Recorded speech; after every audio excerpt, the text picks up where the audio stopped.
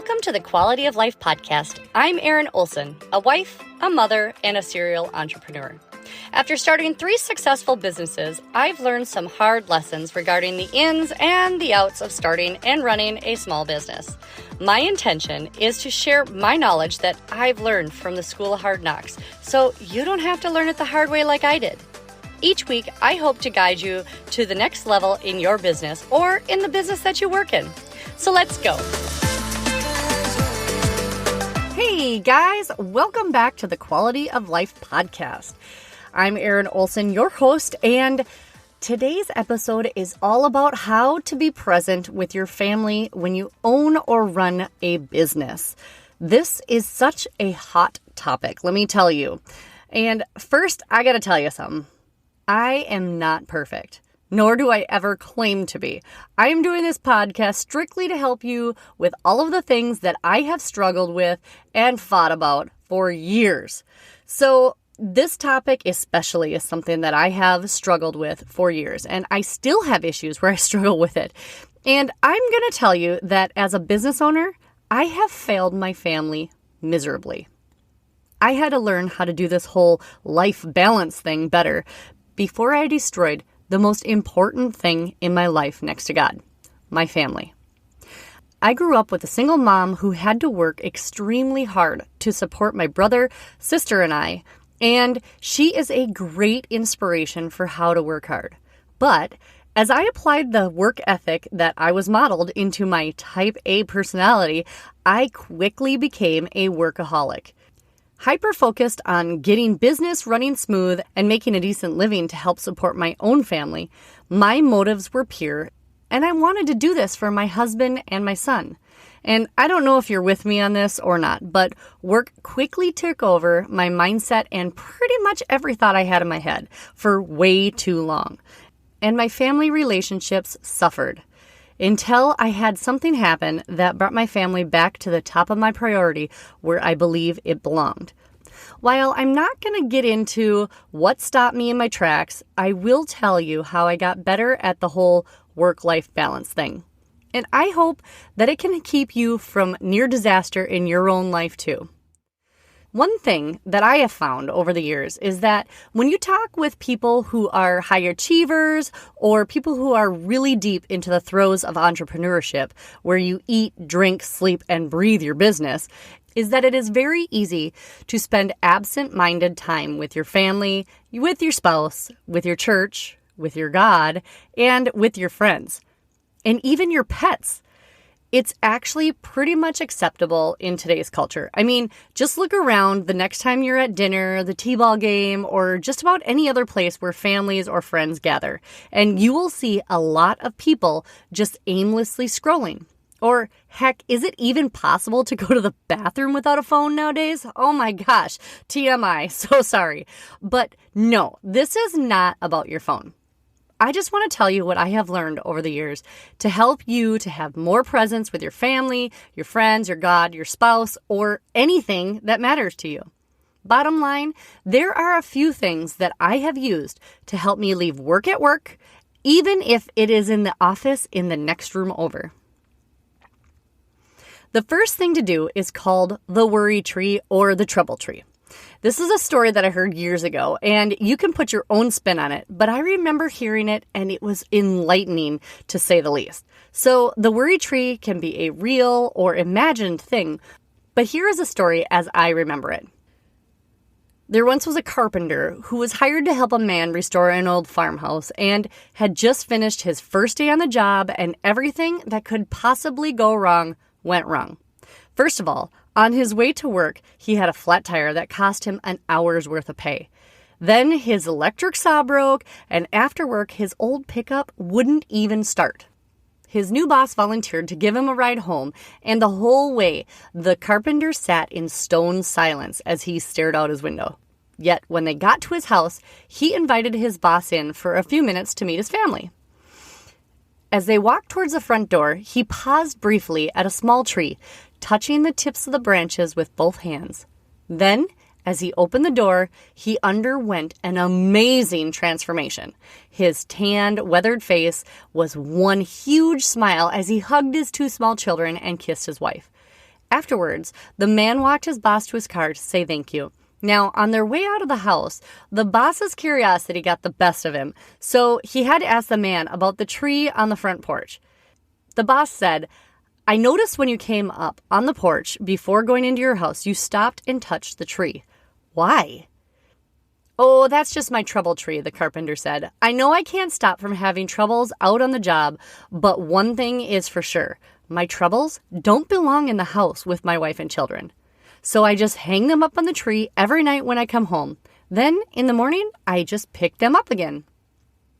The funny thing, he said, was when I come out in the morning to pick them back up, there aren't nearly as many as I remember hanging up the night before. Now, friends, we should all have a trouble tree of our own. We owe it to our families to give them the best part of us, not the worn out, exhausted, secondhand part. The second thing that can really help you to be present with your family is to make and have a sit-down dinner without the TV or phones allowed. Now, let me warn you, this will be awkward at first if you have never done this, but man, do we really get a glimpse into what our family is dealing with when we are not around. I heard someone once say that their first question at dinner was, "What did you fail at today?" Now, I know that seems a little negative, and I'm a pretty optimistic person, but when you make sure that they know that a failure is not a bad thing, but a lesson, it really opens the idea up to talking about anything that we are struggling with and to know that it is normal to have failures. Another thing to talk about is what plans there are this week, what are they looking forward to the most for this weekend? Well, the kids might roll their eyes, and maybe even your spouse. I also suggest that you prepare, eat, and clean up dinner together every day. That way they realize how much work it really is. They can also help you decide which meals to make for dinner, and that gives them buy-in. Dinner is such an important meal that we are all guilty of making an on-the-run, out-of-the-bag kind of thing. There are lots of proof and articles out there that cooking at home is not only healthier, but it is also cheaper. If you want a hint to making your meal planning easier, check out my podcast number 5 from last season named What's for Dinner. But there is an extra easy life hack that I want to just tell you about right now. It is called HelloFresh, Home Chef, or Blue Apron, among others. They not only give you the recipes, but they deliver it to your home so you can avoid the grocery store as much as possible. Let me tell you, it is worth it. It may seem kind of expensive, but in reality, it's really not that much more money than going and shopping for yourself. Because first of all, you don't buy all the impulse buys because you're starving and you want something crunchy and salty. Believe me, I know. Or even that little candy bar that's at the checkout. But it also makes it so much easier for your family to be involved. Let your spouse or your kids pick the meals. You might be surprised at what they pick. Also, having dinner together is so helpful for our mental stress. In fact, the American Heart Association reported a survey in 2022 that found that families who eat together regularly are 93% less stressed than those who only have dinner together. How is that for a stat? 93% less stress. Huh! Doesn't that sound like something we all need a little bit more of? And finally, the third thing that can really help you be more present with your family or friends is, yes, put the phone away. I know, I told you this wasn't about your phone, and it isn't. This is about spending the valuable little amount of time with the ones that you love the most and making it count. Being present where our feet and our seats are. And our phones are just like a ball and chain, not allowing us to pay full attention to the things that we say are a priority. Here's a hint. Turn off your notifications around dinner time or when out with friends. You will be amazed at what you will notice when you actually look each other in the eyes and have a real conversation without your Apple Watch or your phone dinging or buzzing constantly. This is harder than you think. Have you ever been in a conversation with somebody and you see their phone buzz or light up or their watch light up and you know that you've lost them?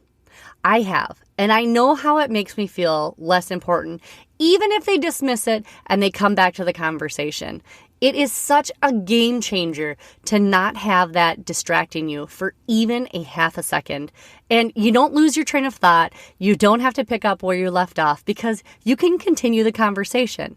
This is so hard to do, but please turn off your phone or at least silence it. One thing that we've started doing lately in our house and with our friends is playing cards or games.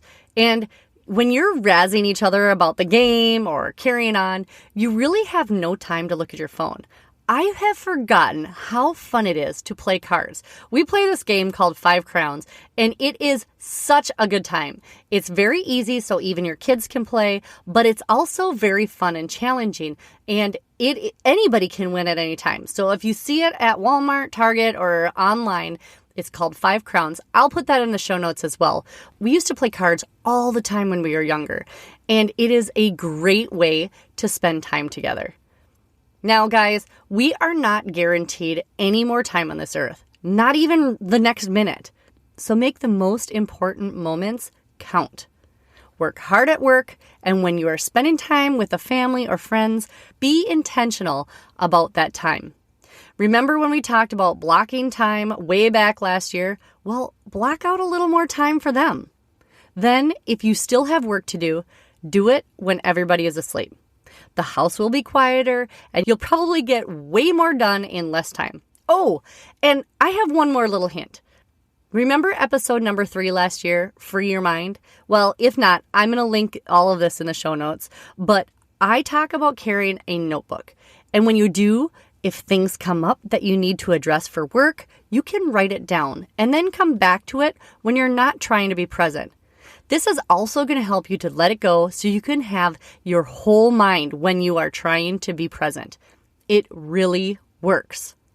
Well, guys, that is 3 ways that I have personally found to help me be way more present with those that are the most important to me. I hope that you can use them to help you too. If you know anybody struggling with this work-life balance thing, please send them this episode. I thank you so much for listening, and I am going to see you next week on the Quality of Life podcast. See ya! Thanks for listening to today's episode.